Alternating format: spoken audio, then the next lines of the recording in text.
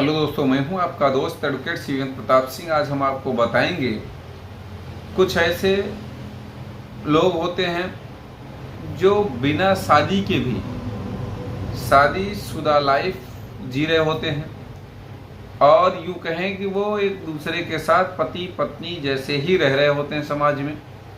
तो ऐसी स्थिति में भले ही शादी नहीं हुई, वो औरत या वो लड़की आपकी लीगल वाइफ नहीं है, तो क्या वह मेंटेनेंस ले सकती है या नहीं ले सकती है? तो देखिए, अगर बात की जाए लीगल वाइफ की, तो ये प्रूफ करने की जिम्मेदारी कोर्ट में होती है।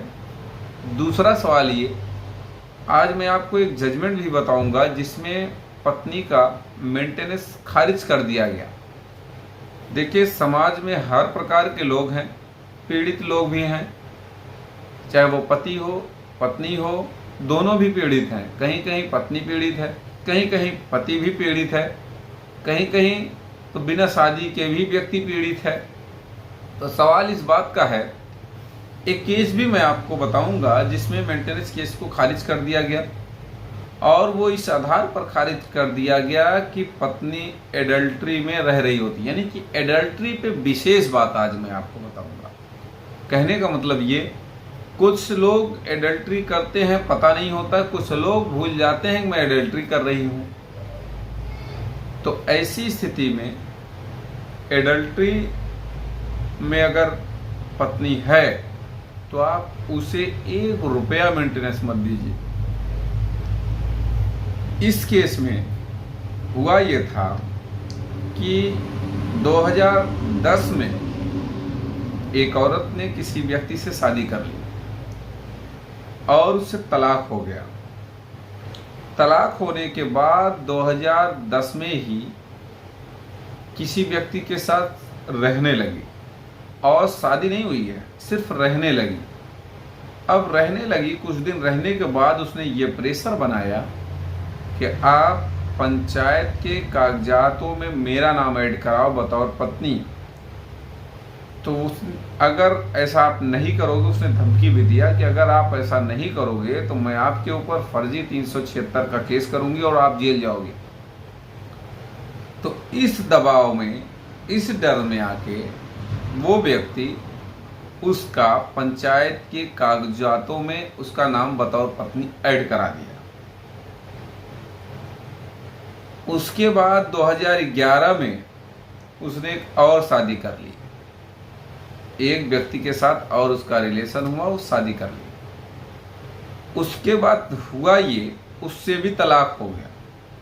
देखिए, एक्स्ट्रा होशियार लोग ऐसे ही होते हैं, उससे भी तलाक हो गया। जब उससे भी तलाक हो गया तो इस वाले बंदे पे, यानी बीच वाले बंदे पे आके उसने मेंटेनेंस का केस कर दिया। इस मेंटेनेंस के केस में माननीय हिमाचल प्रदेश हाई कोर्ट ने क्या गाइडलाइन दी और वो एडल्ट्री कैसे साबित हो गई, इसके बारे में बात करते हैं। देखिए, पति पक्ष का कहना था कि ये मेरी लीगल वाइफ है ही नहीं, तो ये मेंटेनेंस लेने की हकदार नहीं है, क्योंकि ये जो 2010 में मेरी से शादी की बात कर रही है, मैंने कभी कोई इसके साथ शादी नहीं की।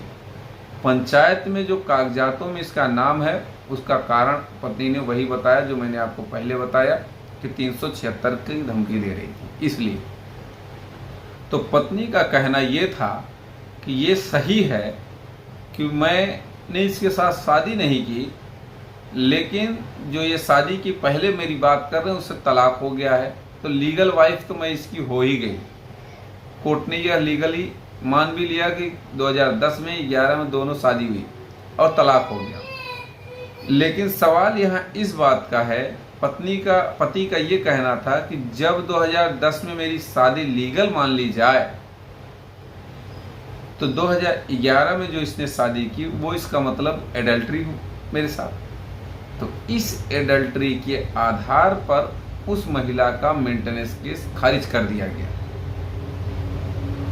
और अगर आपकी पत्नी भी एडल्ट्री में रह रही है, आपके पास प्रमाण है, तो वो आपके कुछ भी नहीं बिगाड़ सकती। ये केस मैंने जो बताया, ये किस ऑर्डर में ये बात कही गई है ये criminal revision 561/2023 Meera Devi versus Kanwar Singh, order date है 5 जुलाई 2024।